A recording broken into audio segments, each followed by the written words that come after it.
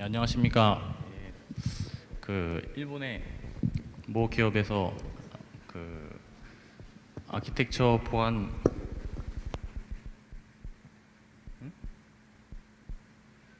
엔지니어를 하고 있는 서승현이라고 합니다. 저는 2008년도에 2007년도에 일본에 건너갔고요. 그래서 아마 일본 도쿄 이치부 일부에 상장된 대기업의 보안 담당자로서는 한국인 1호가 아닌가, 자칭 일하고 있는 서승현이라고 합니다. 예전에는 해커스랩하고 그다음에 시큐어소프트 그리고 게임 회사로 유명한 웹젠 이런 회사들을 거쳐서요.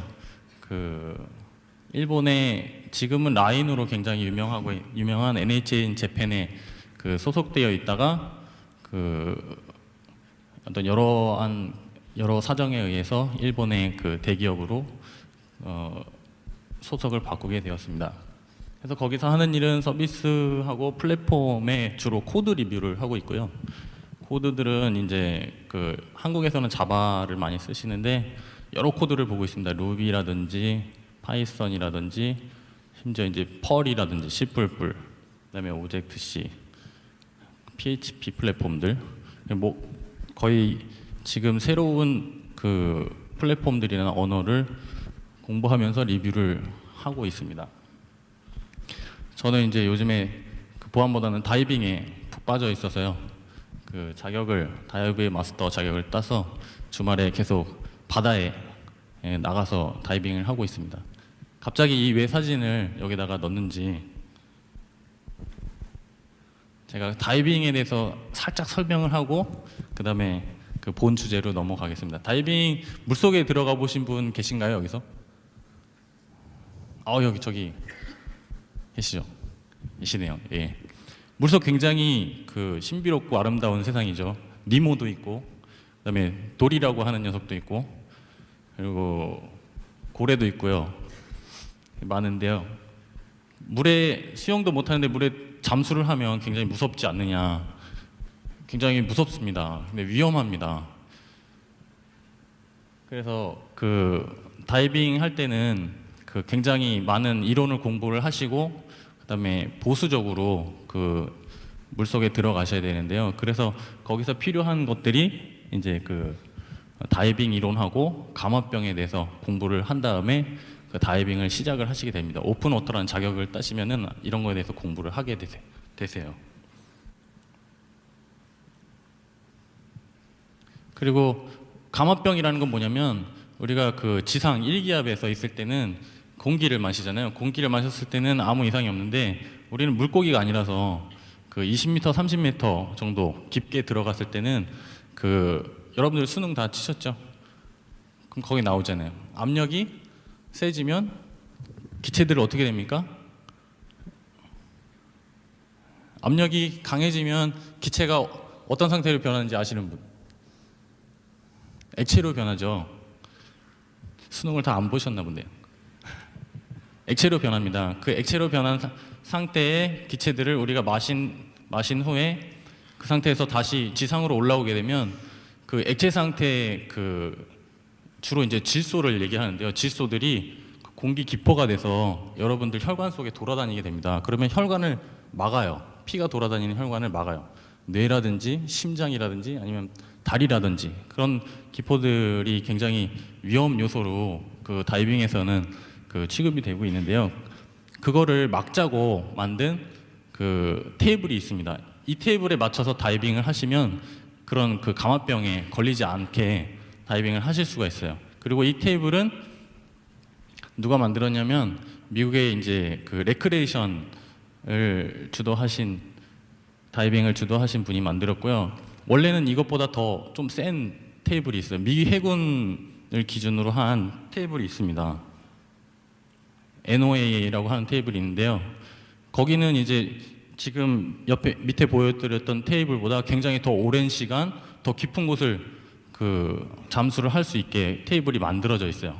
근데 그거는 이제 20대 건장한 미군들을 대상으로 한 거라서요. 다이빙들은 근데 이제 레크레이션 다이빙은 8살부터 80대 할머니, 할아버지, 그리고 손자, 그리고 여러분들까지 가족들끼리 다 즐길 수 있는 건데 그 미군들 테이블을 적용하면 어떻게 돼요? 위험할 수 있겠죠. 그래서 굉장히 보수적으로 그 절대 감화병에 안 걸리게 굉장히 라이트하게 만들어 놓은 모형이 바로 RDP라고 하는 것입니다. 요거고요. 그래서 이거에 따라서 다이빙을 했을 때 여기 이제 보여드리는 건 뭐냐면 그 처음에 25m에서 22분을 잠수를 했다가 다시 수면으로 나와서는 26분을 쉬고 그 다음에 다시 잠수할 때는 20m에서 20분 다이빙을 하고 다시 나왔을 때 그때는 감화병에 걸리지 않는다. 그리고 이건 굉장히 보수적으로 만들어진 다이빙 플랜이에요. 이랬을 때는 여러분들이 이대로 따라갔을 때는 여러분들 몸에 절대 기포가 발생하지 않아요. 그래서 재밌게 다이빙을 하실 수가 있습니다. 그래서 이제 제가 왜 이걸 소개를 했냐면요. 그 어떤 플랫폼을 만들거나 어떤 기준을 만들 때는요. 거기에는 굉장히 다양한 객체들이 있어요. 그렇죠? 다이빙 같은 경우에는 이제 국민학생도 초등학생도 올 수가 있고 할머니 할아버지가 같이 올 수도 있고 내가 갈 수도 있고 내 와이프가 그리고 몸이 안 좋으신 분들도 있어요. 심폐활량에 따라서 사람의 몸은 다 다를 수가 있어요. 그런 분들도 있는데 뚱뚱한 사람, 날씬한 사람 그런 사람들을 다 포함해서 이분들이 안전하게 즐길 수 있는 어떤 그 플랫폼을 제공해 줄 필요가 있는데요. 그래서 우리는 굉장히 보수적으로 생각을 해야 돼요. 그분들이 실수를 해도 절대 병이 생기지 않게 그렇게 해서 생긴 것이 이제 위에 만든 요 RDP 테이블이고요. 그리고 그거에 따라서 우리가 그 잠수를 하면 여러분들은 재밌게 병이 안 걸리고 많은 사람들이 이상 없이 수면에 올라와서도 이상 없이 즐길 수가 있다라는 이제 그런 얘기를 해드리고 싶었어요. 주제는 근데 이제 오어스죠. 오어스 2.0인데 왜 갑자기 이 사람이 잠수 얘기를 해? 뭐 취미생활 하러 왔나? 근데 제가 말씀드리고 싶은 거는 뭐냐면 오어스 2.0은 플랫폼이에요. 인가 플랫폼이에요. 인가 플랫폼이고 여러분들이 굉장히 많은 객체들이 그 위에서 돌아가고 있어요. 그렇기 때문에 굉장히 보수적으로 만들어야 되고 이 객체들이 피해받지 않도록 그렇게 견고하게 보수적으로 설계할 필요가 있어요. 그래서 그럼에도 불구하고 그 표준이 나왔을 당시에 굉장히 복잡했기 때문에 지금 여러 가지 문제가 나타나고 있습니다. 여러분들이 이해가 쉽게 가기 위해서 제가 금수저 아저씨 이야기를 제가 여기서 소개를 해드릴게요. 이것도 되게 뜬금포죠. 금수저 아저씨가 갑자기 나타나죠. 금수저 아저씨는 돈이 되게 많으시고 그다음에 굉장히 바쁘신 분이에요. 그래서 내 차가 고장 났는데 그 차를 수리를 맡기고 싶어요. 그리고 그 수리를 예쁜 수리공 언니한테 맡기고 싶어요. 그래서 이제 여기서 어떤 트래픽이 일어나는 거죠. 근데 이분은 어떻게 차고가 있어요. 차고가 있고 거기에는 전문 차고지기가 있어요. 그분한테 이 수리공 언니가 차 키를 받으러 가야 돼요. 처음에는 뭐냐면 그 수리공 언니가 오시면 일단 사인을 해줘요. 내 사인을 해주고 야 이거 차고지기한테 보여주면 내 차를 내줄 거야. 그리고 이제 받아갑니다. 그리고 수리공 언니께서 사인을 받았죠. 사인을 받아서 이제 그 차고지기 아저씨한테 야 이거 금수저 아저씨 사인인데 차 키 줘. 그러는 거예요.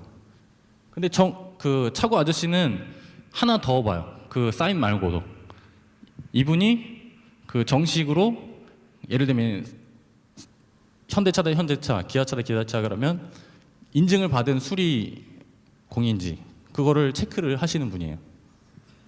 그러면 어때요? 금수저 아저씨는 이분이 정식으로 기술을 가지신 분인지 아닌지 체크할 방법이 없잖아요. 근데 이분은 전문가이기 때문에 체크가 가능해요. 사인도 있고 정식적으로 허가를 받은 수리공이기 때문에 자 그러면 이제 차 가져가서 수리를 하세요. 그리고 이제 차 키를 던져주십니다. 그러면 이제 차 키를 가지고 이 수리공 언니는 이제 BMW 가지고 이제 수리를 하시는 거죠. 이게 오호스 2.0이에요. 다들 웃으시는데 이게 정말이에요. 대입을 해보겠습니다. 여기다가 처음에는 말이 좀 어려워졌죠. 근데 생각을 해보시면 돼요. 여기다 대입을 해보시면 돼요. 간단해요. 그 어소라이제이션 리퀘스트를 이제 보냅니다. 나 인가를 해주세요. 그러면 이제 금수저 아저씨를 리소스 오너라고 부릅시다. 오너죠, 오너. 차가 리소스고 오너예요. 그러면 알았어, 내 사인 가져가. 그리고 보내주는데 우리는 이제 사인이라고 부르지 말고 유식하게 코드라고 부릅시다.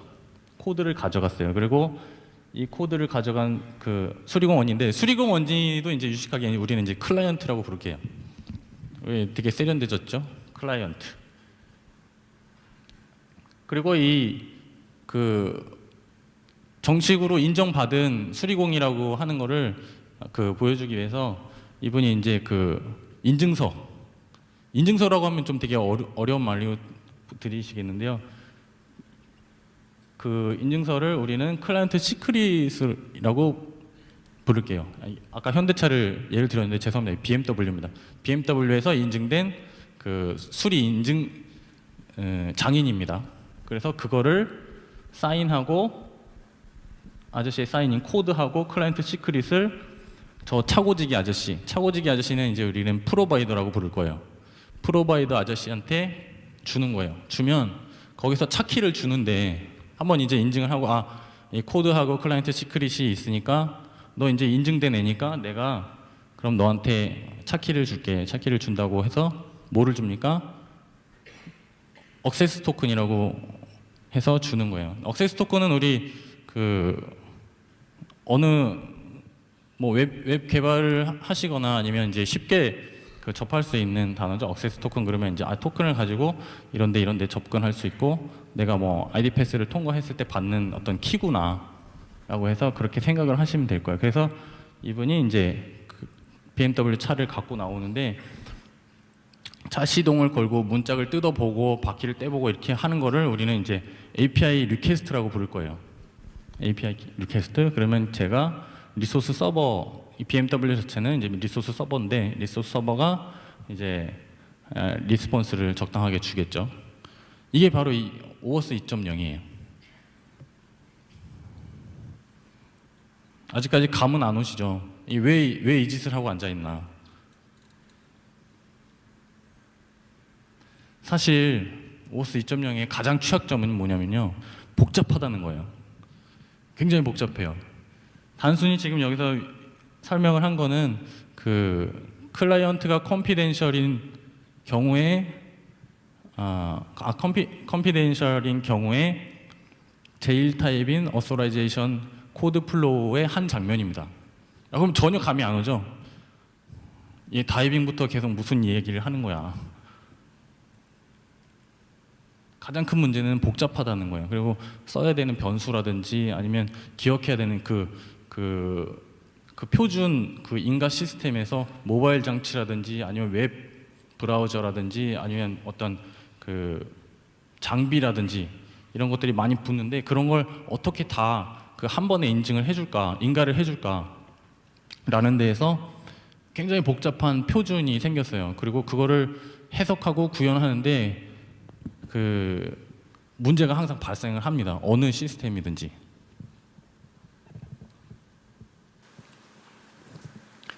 그 플로우는 4개가 있어요. 처음에 설명드린 거는 어소라이제이션 코드 그랜트 플로우라고 해서 금수저 아저씨 타입이에요. 금수저가 수리공 언니한테 주고 그다음에 수리공 언니가 차키를 받아오는. 그 두 번째는 이제 임플리시트 그랜트 플로우라고 해갖고 이건 어떤 모델이냐면요, 그 금수저 아저씨한테 차키를 그냥 가져오는 거예요. 토큰을 그냥 가져오는 거예요. 차고지기가 없어요. 그래서 이건 2레그입니다. 첫 번째 건 3레그드고요. 그다음에 이제 세 번째는 리소스 오너 패스워드 크레덴셜 그랜트라고 해갖고 그 금수저 아저씨가 진짜 차고지기한테 직접 야, 차 줘. 차 달라고 해서 그 차키 받아서 금수저 언니한테 그냥 주는 겁니다. 이런 방식도 있어요. 근데 이건 이제 굉장히 레거시한 방법이고 기본 베이직한 방법이라고 해서 옛날부터 지금까지 써오던 방식이에요. 근데 이것보다 더 그 보안에 그 보안을 강화해서 만들자고 한 것들이 이제 1, 2번입니다. 그리고 이제 4번은 이제 여러분들은 거의 쓰실 일이 없어요. 이거는 업체와 업체 사이에 어떤 트러스트 관계를 맺고 이제 통신을 하는 방법이에요. 클라이언트 크레덴셜스 그랜트라고 하는 방법이고요. 이거는 이제 수리공 언니하고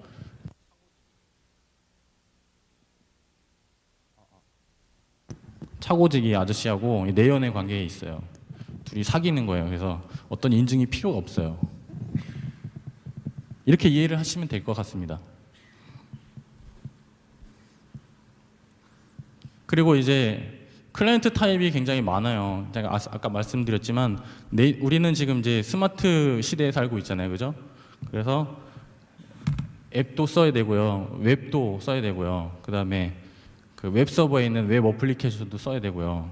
그리고 이제 그 냉장고라든지 아니면 에어컨이라든지 자동차 이런 것들에 굉장히 많은 객체들이 물려서 사용이 돼야 되는데 그 클라이언트의 타입에 대해서 플로우가 결정이 될 수가 있어요. 근데 클라이언트 타입은 굉장히 중요한 게 그 잘못 생각하면 큰 위험을 만들 수가 있습니다.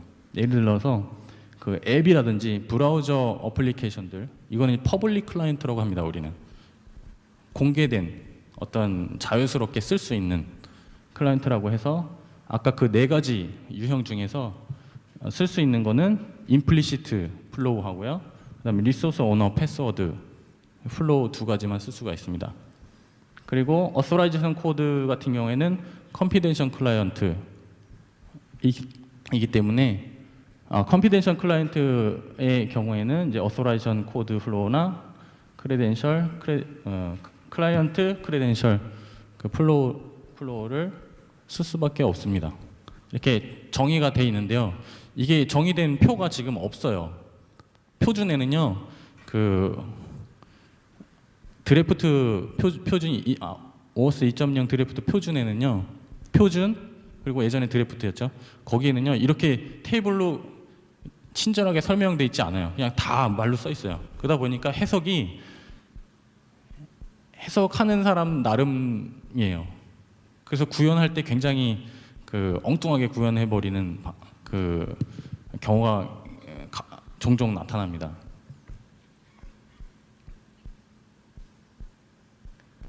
그래서 그 OS 2.0 자체는 2012년도 5월 달에 픽스가 됐어요, 표준으로. 근데 지금까지의 그 적용 사례를 보면 굉장히 취약점이 많이 나왔어요. 그래서 야, 이거는 쓰지 말고 이제부터 이 플로우만 쓰고, 그러니까 그분들이 만들 때는 뭐냐면 야, 얘도 지원해주고 얘도 지원해주고 얘도 지원해주고 다 해주자. 그리고 이제 다 그 옵션을 만들어 놨는데 실제로 해보니까 그 옵션들에서 계속 홀이 발생을 한 거예요. 그래서 지금 이제 전문가들이나 실제 그 업무에서 쓰시는 분들은 가장 그 시큐어하다고 그 생각되는 모델 지금 하나만을 제공하자라고 하는 그런 이제 트렌드가 나타나서 사용을 하고 있습니다. 그게 바로 뭐냐면 어소라이제이션 코드.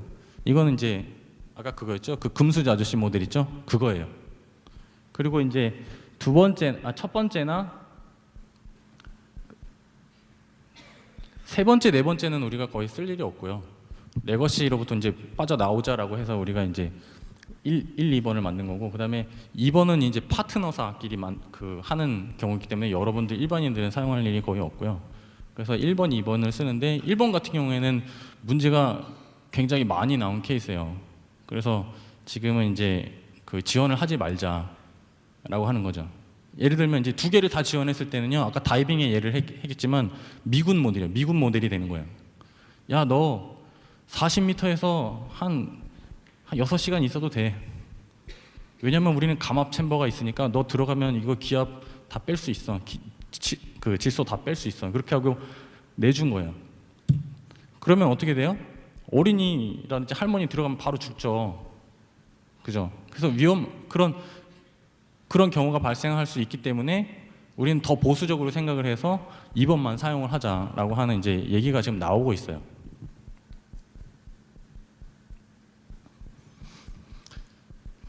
저는 이제 발표를 하는데 여기 여러분들이 계시지만 이제 그 굉장히 인문계에서 오신 분들도 있고 비인문 그 이공계에서 오신 분들도 있고 그다음에 컴퓨터 되게 좋아하시는 분들 있고 싫어하시는 분들도 있어요. 근데 저는 그 다 만족을 시켜드려야 돼요. 그래서 갖고 왔습니다. 변수.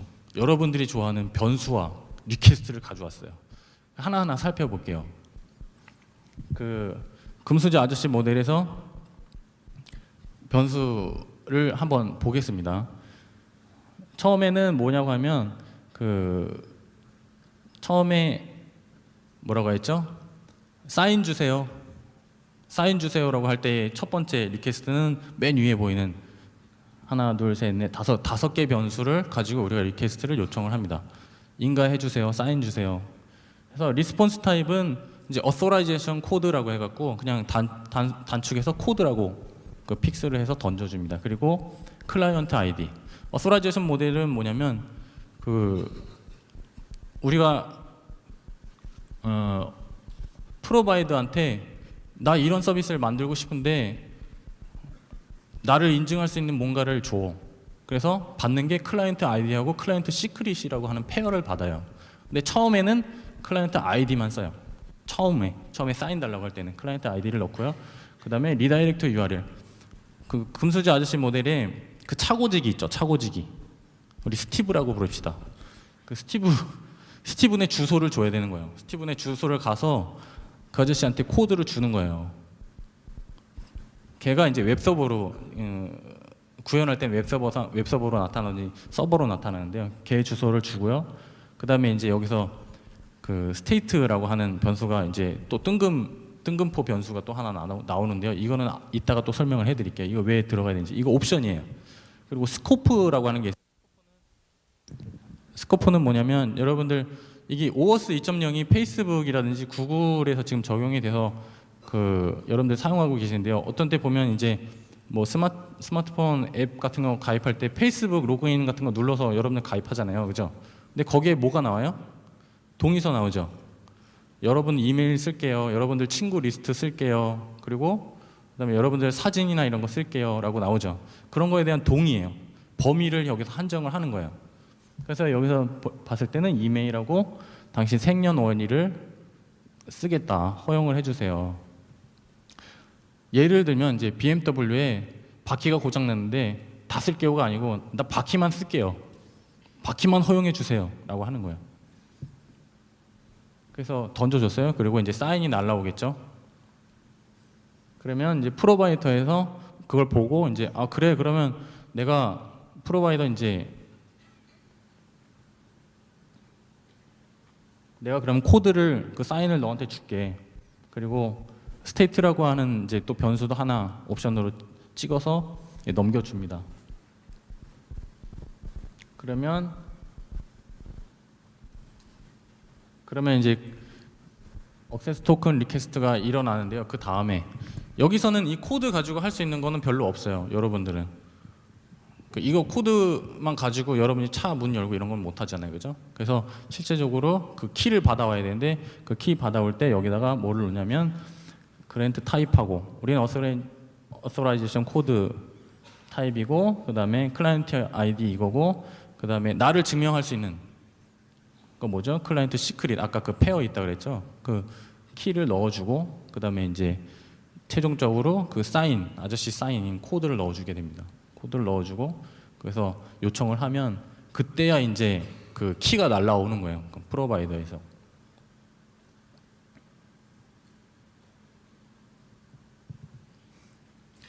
살짝 어려워졌죠. 변수를 이렇게 살펴봤는데요. 오어스 2.0 표준은요 취약점이 굉장히 많아요. 지금 그 드래프트를 봤을 때 10.1장부터 10.16장까지가요 다 취약점이에요. 그래서 굉장히 신경을 많이 써야 돼요. 여러분들 이런 이제 취약점이 있습니다. 이제 위조 클라이언트를 만들어서 이제 어카운트를 해킹한다거나 아니면 커버트 리다이렉트라고 2년 전에 나온 또 그 취약점이 있습니다. 그리고 CSRF 우리 웹에서 자주 봤죠. CSRF는 이제 내가 의도하지 않은 어떤 행동들이 타인에 의해서 일어날 수 있다. 그다음에 난수 공격 그 코드가요. 그 사인이라는 걸 사인이 있잖아요. 근데 요즘 막 대충 이렇게 사인하잖아요. 내가 뭐 김 누구누구다 그러면 김만 써가지고 이렇게 주잖아요. 그걸 이제 비슷하게 그린다는 거예요. 그래서 주면 차고지기가 그래 그 아저씨 사인 비슷하네 그러고 이제 인증해주겠다는 거죠. 그런 공격도 있고요. 그다음에 이제 쿼리 스트링에 이제 억세스 토큰 넣어서 이제 그 트랜잭션을 하다가 이제 그 억세스 토큰이 노출되는 경우도 있고요. 여러 가지 맞는데요. 좋으시는 분들 있으니까 실제적인 얘기를 볼게요. 우리 여러 포털에서 지금 오어스 2.0을 제공하고 있습니다. 그래서 표준이 나왔는 게 2012년인데 2013년, 2014년 사이에서 굉장히 많은 포털들에서 제공을 하기 시작을 했어요. 그래서 여러분이 보시는 굉장히 친숙한 포털들에서 지금 이 오어스 2.0이 돌아가고 있어요, 실제로.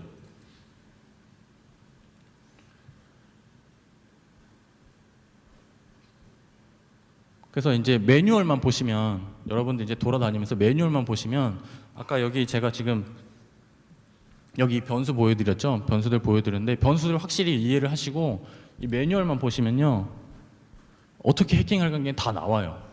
어떤 게 취약한지가 다 나와요. 이렇게 해킹하기 쉬운 플랫폼들도 없어요. 근데 지금 그 A사를 한번 봅시다. A사 같은 경우에는 뭐가 문제일까요? 지금 그 토큰 요청할 때, 그 키 요청할 때요. 뭐가 필요하다 그랬어요? 이렇게 하면 딱 안 오죠. 그 수리공 누님이 차고지기 아저씨한테 토큰 주세요, 아니 그 키 주세요라고 요구할 때 뭐가 필요하다 그랬어요? 아저씨 사인하고 자기 인증서, 그죠? BMW에서 받은 자기 수리공 인증서 필요하다 그랬죠. 근데 그게 뭐라고 했어요? 클라이언트 시크릿이라고 그랬죠. 근데 얘는 지금 없어요. 시크릿 어디 있어요? 변수 4개밖에 없죠. 그죠? 그러니까 자기가 수리공인지 아닌지를 그 차고지기 아저씨가 검증을 안 해주는 거예요. 그럼 어떤 일이 생기는지 한번 볼게요. 이제 이거는 이제 A사에서 내놓는 이제 웹 서비스에만 하나입니다. 다른 이제 그 네이티브 앱이나 이런 SDK는 해당이 안 됩니다. 거기서는 이제 컨피덴셜 그 트래그드 그 플로우를 가지고 있기 때문에 거기는 해당 안 되고 웹 서비스만 해당이 됩니다. 자바스크립트 API만 해당이 됩니다. 제가 어느 쇼핑몰을 한번 위조해 볼게요. 위조를 해서 여러분들한테 메일을 한번 던져볼게요. 그럼 어떤 일이 일어나는지. 이 A사에 그 오어스 2.0을 이용하는 그 페이지들이 굉장히 많아요. 근데 특정 스트링을 검색을 하면요, 그 자바스크립트 API 키라고 하는 게 나옵니다. 그걸 어디서 하나 주웠어요, 저는 구글에서 주워가지고요. 그 매뉴얼에 나온 대로 HTML 카피 앤 페스트 해서 거기다 키 그대로 넣고 서버 하나만 달랑 하나 세웠어요. 그러면 어떻게 나오냐면요, 이렇게 나와요. 이쁘죠, 페이지? 제가 이걸 여러분한테 보낼 거예요. 메일로 보낼 거예요. 그러면 야, 이거 이벤트에 이거 빨리 이거 응모해가지고 받아야지, 마셔야죠. 이거 공짜인데. 보내면 이제 여러분들이 이제 그걸 보고 그래? 그리고 이제 누르는 거예요. 누르기 시작해요. 눌렀어요. 근데 이거는 이제 얘입니다. 전제 조건이 얘는 딱 하나 있어요. 크로스 사이트 스크립트가 일어나는 사이트에 한해서만이에요. 전제 조건이 있어요. 특정 전제 조건이 있어요. 다 되는 건 아니에요. 그러니까 좀 취약한 사이트에서는 이런 일이 충분히 있을 수 있다. 근데 여러분들이 지금 사용하시는 일반적인 페이지에서는 이런 취약성은 없어요. 크로스 사이트 스크립트가 일어나는 데에서만 일어나요. 그럼 이제 여기서 나오죠. BMW 차에 뭐를 허용할 건지, 바퀴, 차문, 그다음에 머플러, 뭘 허용할 건지 나오잖아요. 너가 뭘 고쳐도 되는지. 여기 이제 그 권한들이 나옵니다. 그래서 여기서 여러분들이 제가 이 PC가 일본어로 세팅되어서 일본어가 나옵니다. 글로벌 되게 적용을 잘 하셨어요, 이분. 그래서 여기 밑에 한문 나오죠. 동의라고 누르는데 어글이라고 나옵니다. 그래서 동의를 누르시면 그 다음에 어떻게 돼요? 억세스 토큰을 제가 유도한 웹페이지로 빼낼 수가 있어요. 그러니까 이분의 카카오 어카운트는 아니고 카카오 스토리, 그 다음에 이제 여기서 허용된 모든 것들이죠. 카카오 포스트, 그다음에 사진, 그다음에 뭐 생년월일이다 그러면 그런 것들 다 뽑아낼 수가 있어요. 이 억세스 토큰만 하나만 가지면요. 왜냐면 제가 키를 갖고 있잖아요. 차 키를 갖고 있잖아요. 제가. 그죠? 그 차 키 막 열어서 제가 마음대로 다 해도 돼요. 그래서 이런 일이 있을 수가 있어요. 근데 클라이언트 시크릿이 없을 경우에 지금 여기서 구현해 놓은 건 2레그드예요. 그 어소라이전 그 코드 플로우는 3레그드. 그러니까 중간에 누구 그 자동차 지기 아저씨를 둬야 되는데 얘를 빼놓은 상태에서 이렇게 해 놓은 거예요. 그게 문제예요. 그래서 제가 그 위조를 할 수가 있는 거죠, 클라이언트. 근데 이게 이제 그 개발자분들하고 이게 제가 공개한 거는 벌써 2달 전입니다. 2달 전이고, 그리고 이걸 그쪽에서도 보셨어요. 보고 이제 저한테 이제 채팅을 하면서 이거는 안전하다, 안전하지 않다, 이제 그런 토론을 막 했는데요. 근데 그쪽에서는 고칠 의향이 없으신 것 같아요. 그래서 근데 여러분들 이거 만드는 건요, 저 5분 만에 만들었어요. 이런 사이트를. 이거 막 만들어서요 쫙 뿌리면요 저인망이에요. 저인망. 여러분들 어카운트 그냥 저인망으로 제가 그냥 다 끌어올 수가 있어요. 뭘 할지 몰라요. 그 어카운트 있으면요. 억세스 토큰만 있으면. 하나 더 문제는 뭐냐면요, 그 위에 어소라이제이션 코드 플로우 같은 경우에는 리프레시 토큰이라는 게 하나 더 날라옵니다. 여기 밑에 제일 밑에 보시면 프로다에서 던져주는 게 그 리프레시 토큰이라는 게 있죠. 이 리프레시 토큰은 뭐냐면요, 여러분들 일반적으로 사용하시는 웹의 세션 키라든지 토큰들은 보통 한 달 이내로 익스파이어 되게 돼 있어요. 그래서 누군가 훔쳐가도 한 달 뒤에는 쓰지 못하게 되는데요. 여기선 리프레시 토큰을 줘요. 리프레시 토큰을 줘서 그 여러분들 스마트폰 그 앱 사용을 하셔도 이 로그인 다시 하라고 이렇게 안 나오잖아요. 왜 그러냐면 그 서버 측에서, 클라이언트 서버 측에서 차고지기 아저씨가 그걸 연장을 해주는 거예요. 클라이언트 시크릿하고 리프레시 토큰을 가지고요. 그래서 영원히 쓸 수가 있어요. 한 번 훔친 여러분들 어카운트는요, 제가 영원히 쓸 수가 있어요. 리프레시 토큰으로 계속해서. 왜냐면 클라이언트 시크릿이 없기 때문이에요. 그래서 한 번 노출이 되면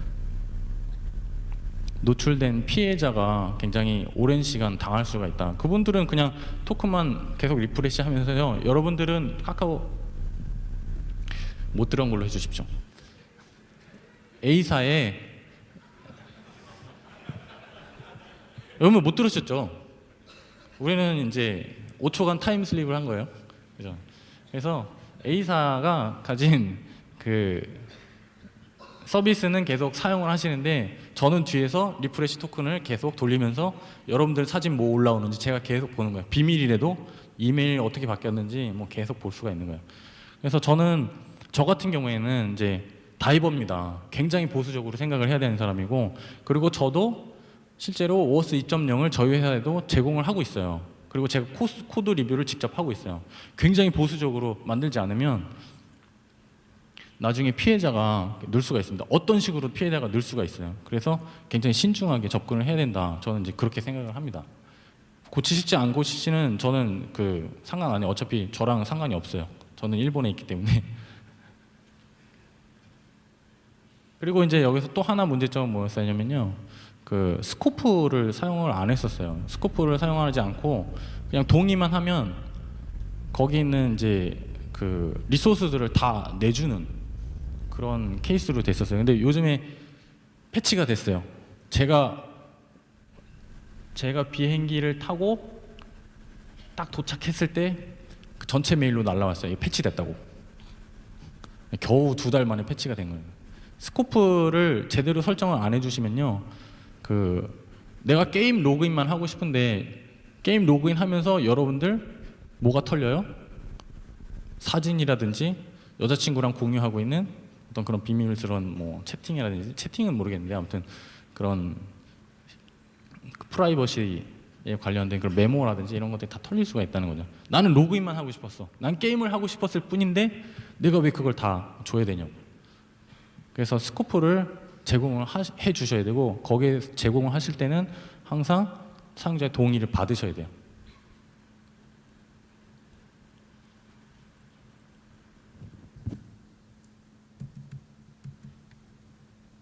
아이고.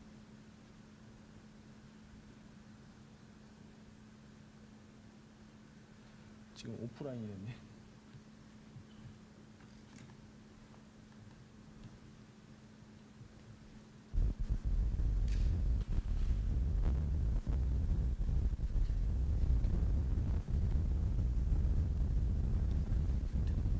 인터넷이 끊긴 것 같습니다.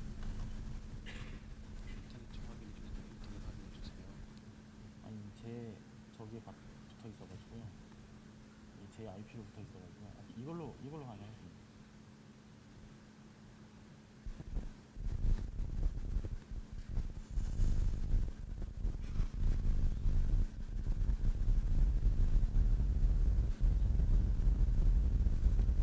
구글 드라이브는 인터넷이 끊기면 이렇게 사용을 못하네요.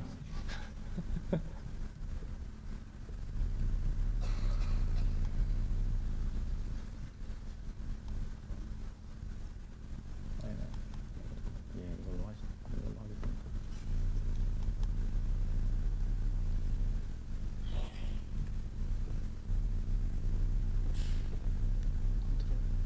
컨트롤. 커맨드 N 누르면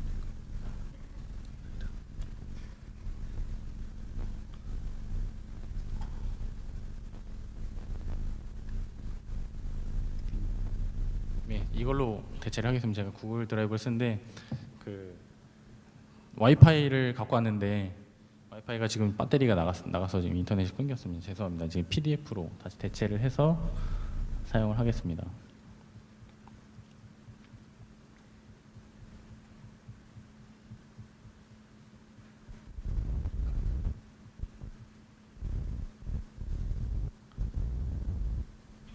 그래서 A사 같은 경우에는요, 제가 봤을 때는 그러니까 그쪽에서도 굉장히 많이 이제 토론을 하고 하셨는데 그 웹 SDK나 이런 거 네이티브 앱이나 이런 거에 대해서는 저는 이제 컨피덴셜 모델을 가지고 간다 그렇게 설명을 하고 가셔가지고 표준하고는 약간 변형을 해서 사용을 하시겠다고. 거기에선 제가 그 뭐라고 말씀을 못 드리겠지만 지금 사용하시는 웹 같은 경우에는요, 웹 어플리케이션 만드실 때는 그 차고지기 아저씨를 중간에 껴서 클라이언트 시크릿을 그 리소스 프로바이더랑 그 트러스트 관계를 맺은 상태에서 하는 게 조금 더 안전하지 않느냐, 보수적으로 생각하셨을 때.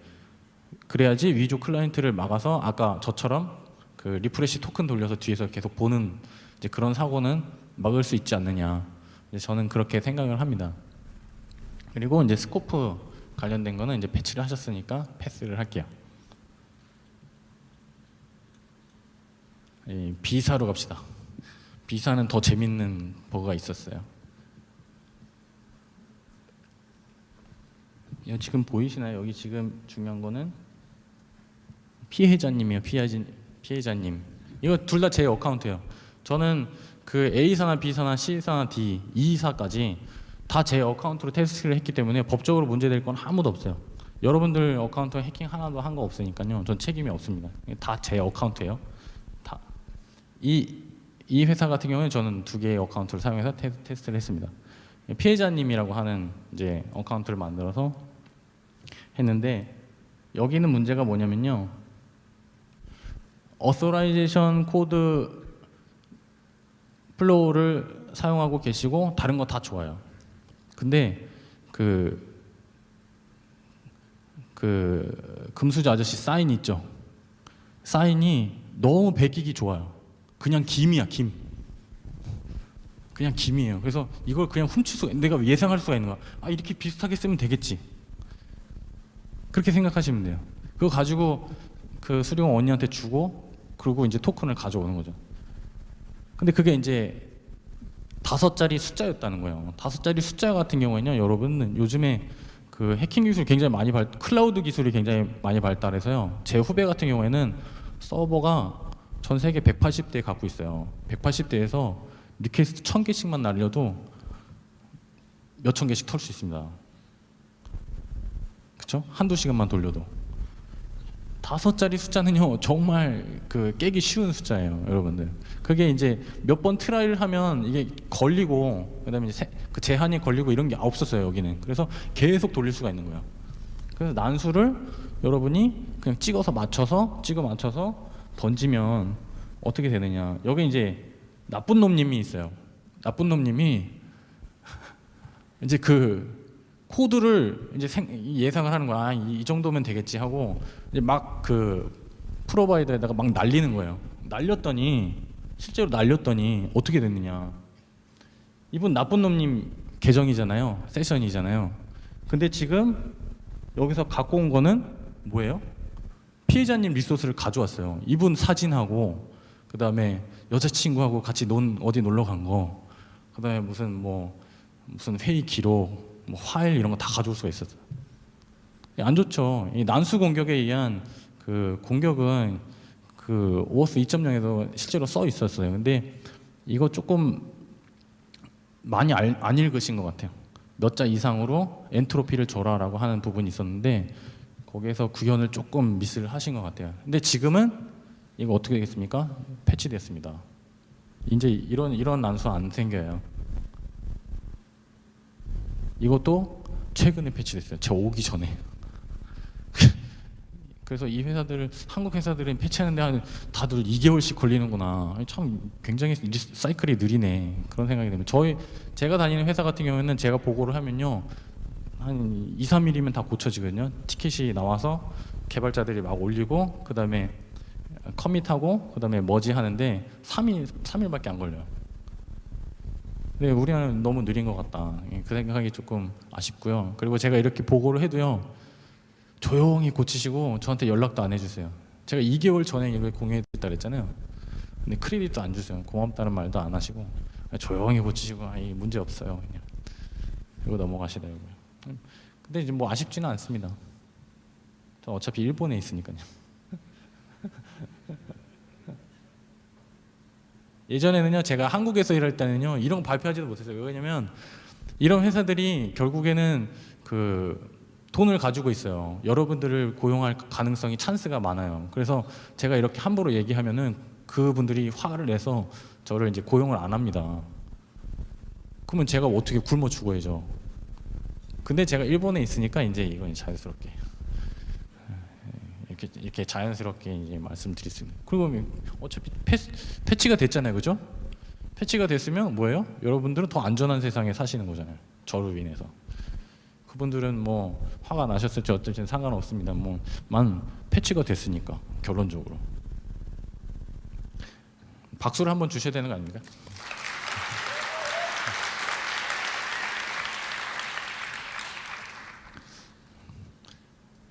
비사로부터 여러분들 이제 어카운트 해킹되는 걸 제가 막았습니다. 굉장히 자부심을 느끼고 있어요.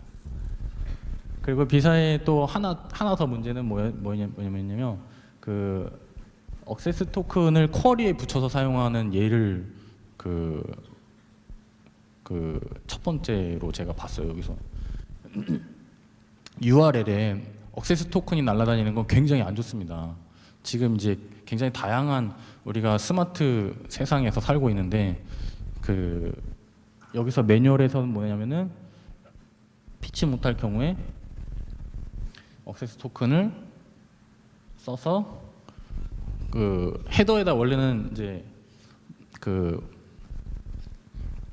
베어러 헤더라고 해갖고 토큰을 받으면 거기다 헤더에다가 세팅을 해서 그렇게 통신을 해야 되는데요. 그게 아니고 그게 귀찮으신 분들은 억세스 토큰을 그냥 UR에다 박으세요. 그렇게 해서 여기다 매뉴얼에 올려놓고 그렇게 쓰시는 거예요. 근데 이럴 때 문제는 뭐냐면요, 이게 왜 문제가 있어요? 라고 하시는 분이 있는데 저희 회사에서도 이런 일이 있었어요.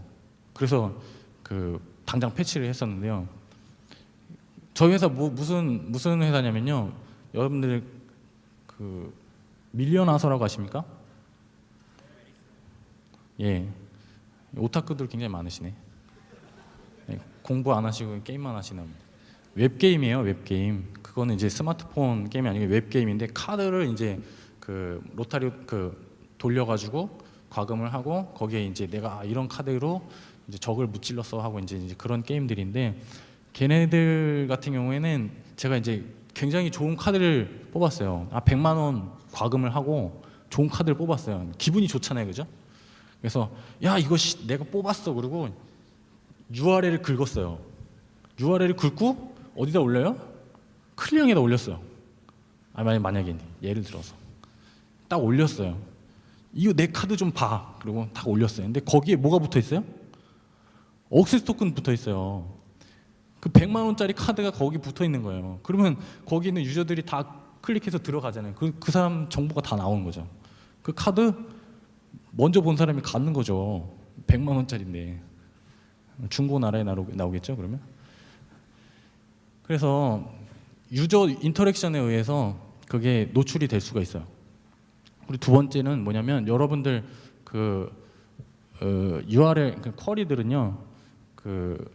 여러분들 스마트폰 웹뷰 캐시라고 하는데 다 남아요. 그래서 만약에 엉뚱한 어플리케이션들 깔았다가 웹뷰 캐시들 긁어가는 애들이 있으면요, 그거 다 뺏겨요. 토큰들이 거기 다 실려 있어서. 뭐 이상한 어플리케이션 까는 자체가 이제 좋지는 않습니다. 근데 만약의 경우에 그게 깔렸어도 이건 뺏기면 안 되잖아요. 그죠? 그래서 2차적인 위험이 있고요. 그다음에 또 세 번째는 이제 우리 봇들, 검색 봇들 억세스 토큰 가져가는데 귀신입니다. 저희 검색 봇들 그 회사 IP 그 안쪽으로 다 차단을 해냈는데요. 구글 봇이요, 저희 웹페이지도 다 긁어갔어요. 차단을 다 해놨는데도요. 어떻게 가져간지도 모르겠어요. 근데 거기에 아마 그 아날리틱스라든지 마케팅 스크립트라든지 아니면 그런 검색 봇에서 사용하는 그 빅데이터에서 사용하는 자바스크립트를 이제 웹페이지에다 꼽아 놓으면요, 여러분들 쿼리가 다 공유가 돼요. 그 DB로 넘어가게 돼 있어요. 억세스 토큰도 어떻게 하다 날아가겠죠. 그럼 걔네들이 이제 누르다 보면 이제 100만 원짜리 카드가 이제 나오는 거죠. 그래서 조심하셔야 된다. 이거 쓰시면 안 된다라고 이제 제가 권고를 드리는 거예요.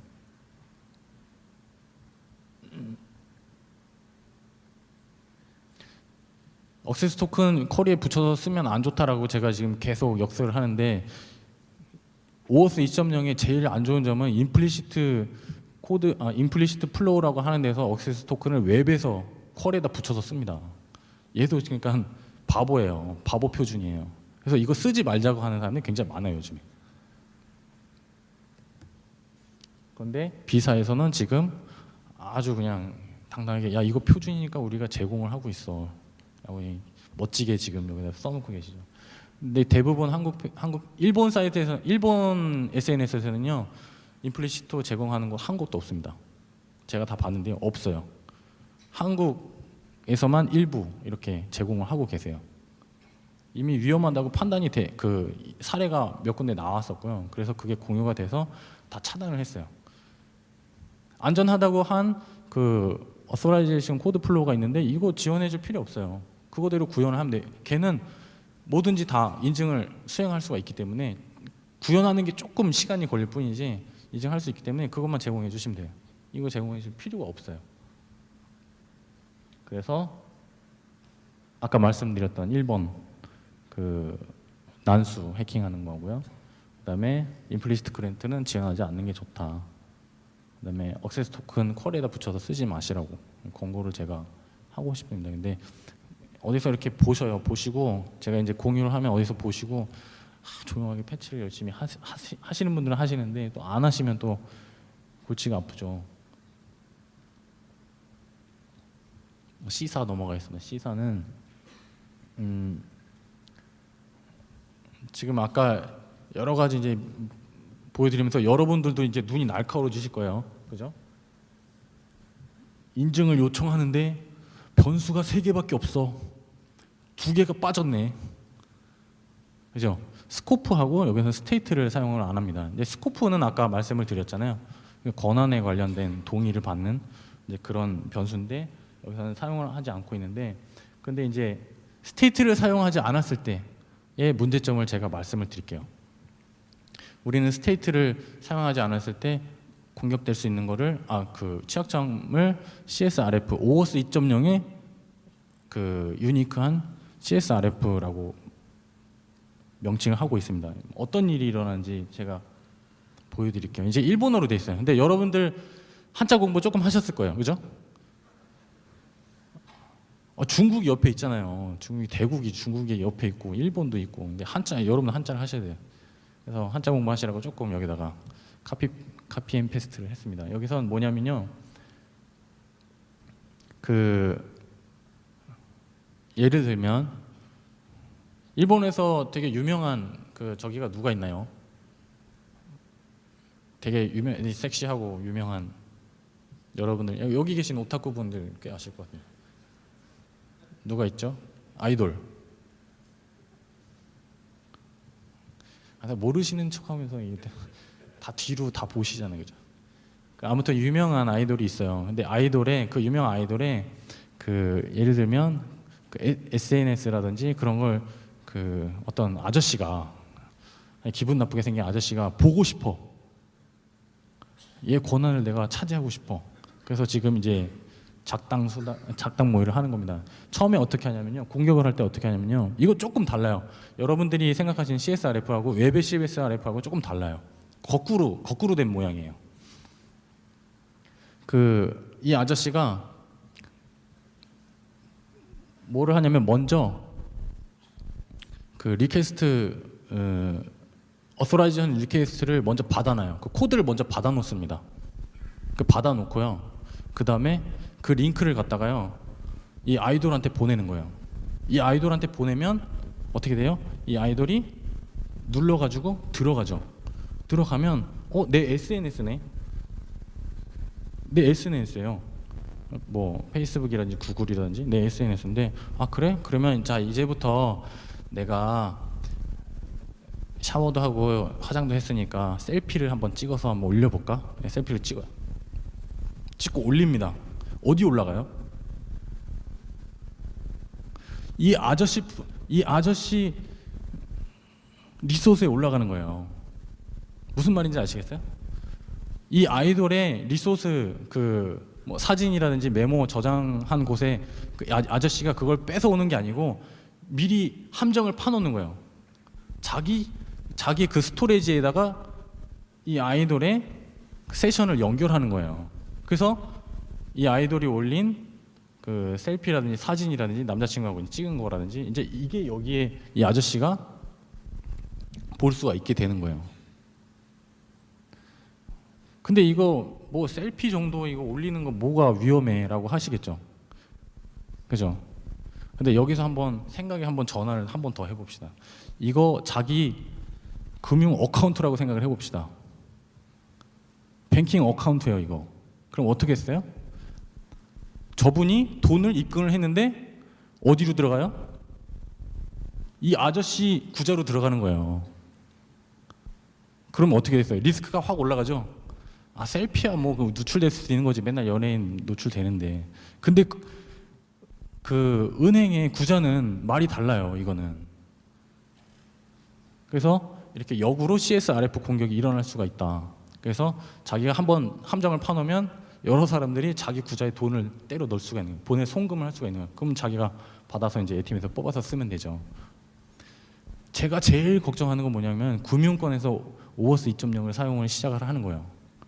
제대로 구현을 하지 않으면 이런 일이 생겨요. 이거 다 피해자 누굽니까? 개인들 피해는 개인들. 제대로 구현을 안 하면. 그래서 이런 것들이 있고요. 그 다음에 시사도 마찬가지로 하지 말라는 임플리시트 플로우를 열심히 제공을 해주고 있습니다. 정리를 하면 이제 스테이트를 제공하지 않아서 이제 CSRF 취약점이 존재를 하고요. 스코프를 좀 제공해 줬으면 좋겠고요. 임플리시트 그랜트는 이제 좀 빼주셨으면 좋겠다. 이제 D사로 갑시다. 여러 가지 유형이 있습니다, 한국에는. D사는 좀 작아서 안 보이죠. D사는 뭐냐면요, 일단 변수들 제가 보여드릴게요.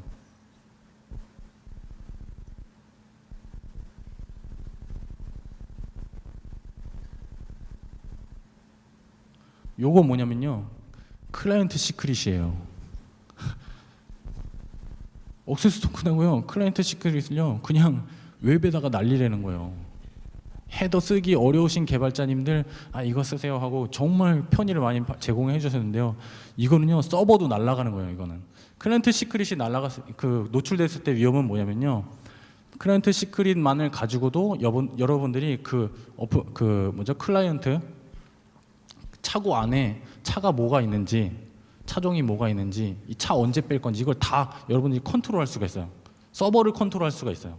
근데 이거를 쿼리스트링으로 붙여서 쓰라는 거예요. 필요한 경우에. 근데 만약에 이런 식으로 정말 구현한 곳이 있으면요, 이건 백발백중이죠. 이거는 제 차고 마음대로 쓰세요. 그리고 내주는 거랑 똑같잖아요, 그죠? 이렇게 쓰면 안 돼. 이거 허용을 하면 안 돼요. 근데 이렇게 허용을 해주셨어요. 친절하게. 그리고 여기도 마찬가지로 임플리시트 플로우가 있죠.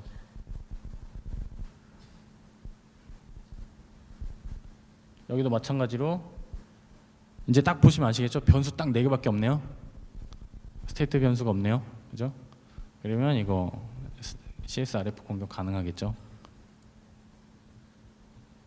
그래서 D사를 정리를 하면 이제 클라이언트 시크릿을 남용을 하지 말아 주셨으면 좋겠고, 쿼리에다가 붙여서 쓰시는 거 제공을 안 해주는 게 좋겠고, 그다음에 스테이트는 꼭 지원을 해주셨으면 좋겠고, 그다음에 인플리트 그랜트 방식도 이제 세련되게 빼주시는 게 좋다. 그렇게 권고를 드리고 싶어요. D사 같은 경우는요, 근데 OOS 2.0을 포기를 하셨어요. 그래서 제가 실제적으로 테스트를 제대로 못했어요. 제공을 안 하시더라고요. 이제 4월 달부터 우리는 접습니다. 그리고 접으셨어요. 어카운트만 로그해서 매뉴얼만 제가 보고 취약점을 뽑은 거예요. 그리고 이제 이사는 뭐냐면, 이사는 다 좋아요.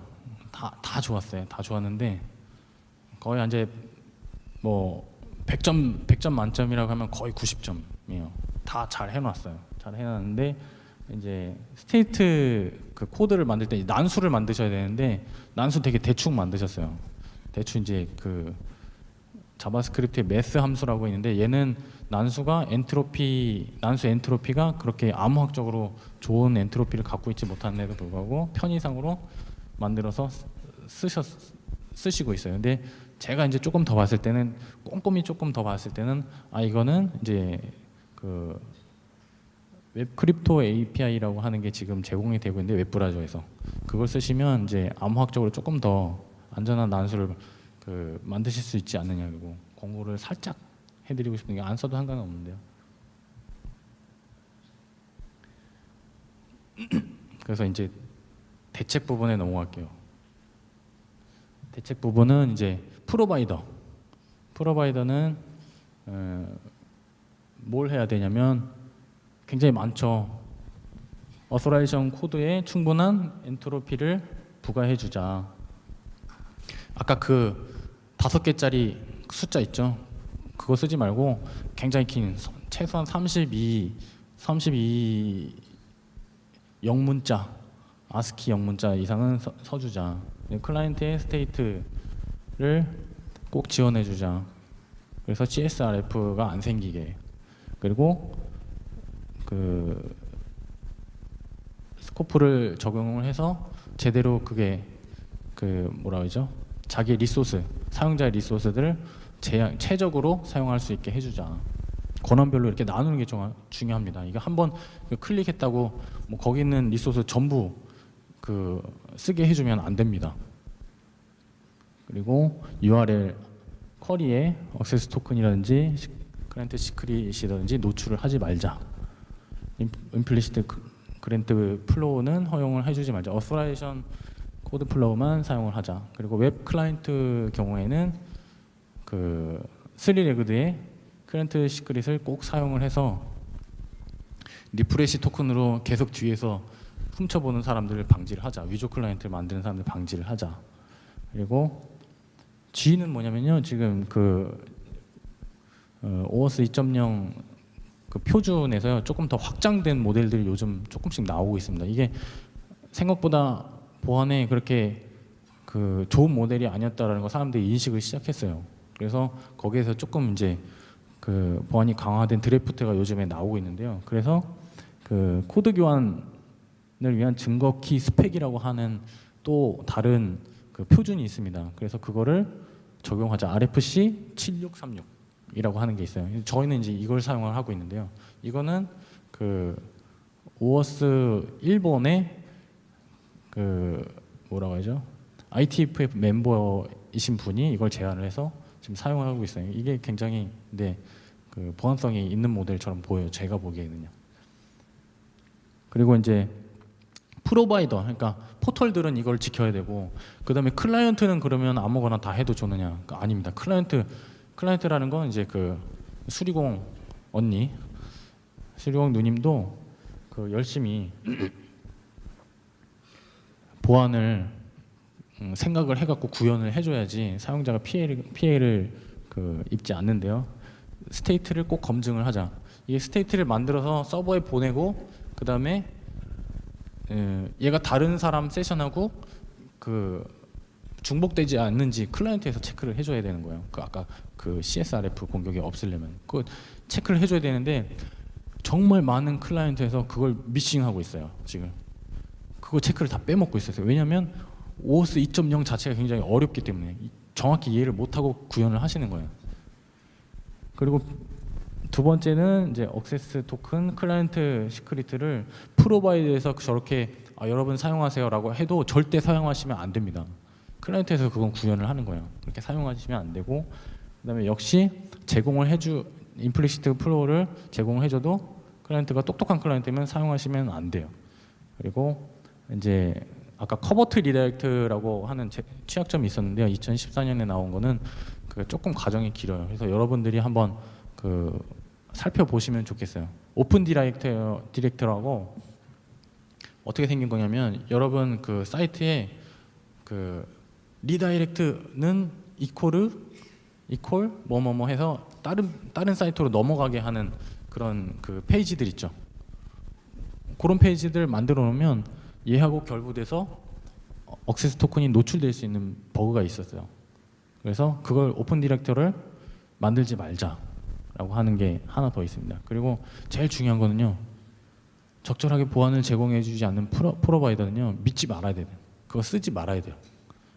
차라리 그 클라이언트 개발하시는 분이 네이티브 앱이라든지 아니면 웹서버 개발하시는 분이 이거 보고 얘네들이 정상적인 표준을 지키고 있고 보안성을 제공해주고 있느냐 그거를 생각해 보시고 그리고 개발을 하셔야 돼요.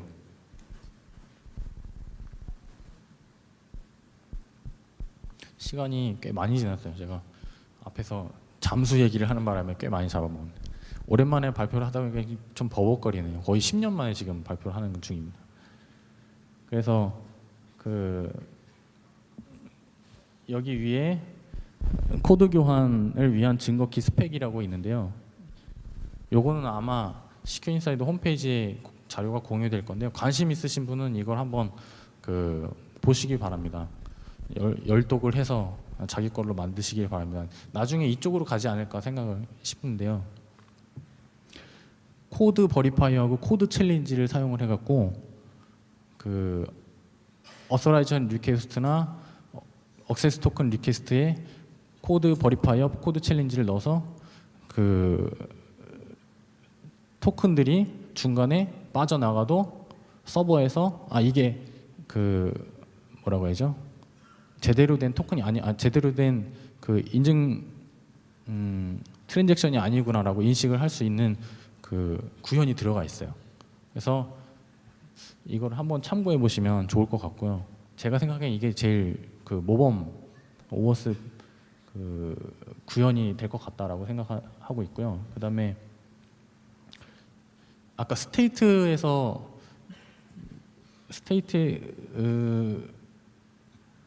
제대로 구현을 안 하면 그 통장에 막 그 송금 받고 이런 일들이 있을 수 있다라고 제가 말씀을 드렸는데요. 그래서 그건 클라이언트가 구현을 해야 돼요. 프로바이드에서 쓰는 게 아니고 클라이언트에서 구현을 난수도 만들고 얘가 서버에 그 프로바이더에 갔다가 왔을 때 클라이언트가 체크를 해줘야 되는 거야. 근데 많은 분들이 그걸 체크를 안 한다 그랬잖아요. 근데 그게 현실이에요. 왜냐하면 이걸 다 이해하고 만드시는 분 공수가 없는데 그걸 다 이해를 하고 공부를 하고 그걸 구현할 시간이 없어요. 그래서 그런 분들을 위해서 그 일본의 그 믹시라고 하는 SNS 회사가 있어요. 한국에는 이제 뭐죠? 몬스터 스트라이크 뭐 이런 걸로 게임을 내서 굉장히 유명한 회사인데 차라리 클라이언트에서 그런 걸 못하면 차라리 서버에서 해주자.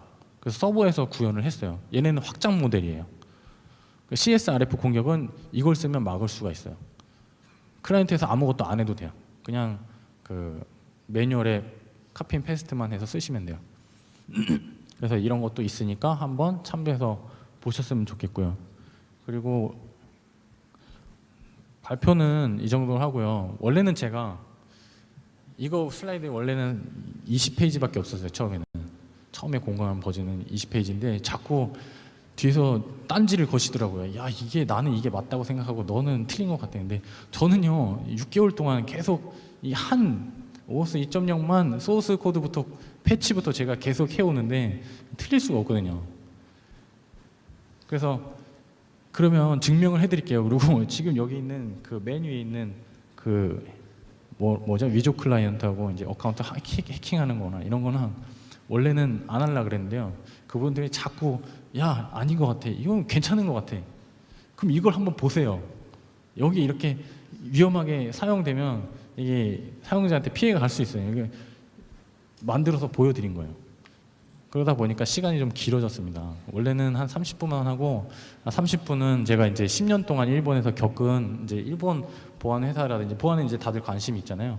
그리고 어떤 문화로 그 일본 보안계가 굴러가는지 그걸 좀 말씀을 드리고 싶었는데 그리고 이제 여러분들 이제 제일 중요한 건 그거죠.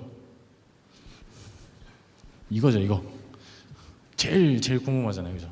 이런 건 지금 그 한국이나 이제 미국은 이제 미국 분들 많이 오셔가지고 이제 공유를 해주셔서 얼마 뭐 어느 정도 생활비에 어느 정도 월급을 받고 이런 생활을 한다 이제 이런 걸 아시겠는데 일본은 지금 거의 미지수예요. 이걸 또 좀 말씀을 드리고 싶었는데 시간이 거의 지금 5분을 제가 오버를 했어요. 근데 뭐 어떤 거든 좋아요. OS 2.0이라도 상관없고 일본의 그 보안에 관련해서 참고로 저는 오타쿠가 아니기 때문에 뭐 원피스 작가 직접 보셨어요 이런 거는 안 돼요. 제가 답변해 드릴 수가 없어요. 네, 그런 건 안 되고 아키하바라의 메이드 카페 가보셨어요 이런 거는 답변해 드릴 수는 있지만 이제 시간이 정말 그 제한적이 있기 때문에 이제 딱 질문 3개만 받을게요. 질문 있으신 분 손 들어서 질문해 주시기 바랍니다. 이걸로 발표 마치겠습니다. 감사합니다.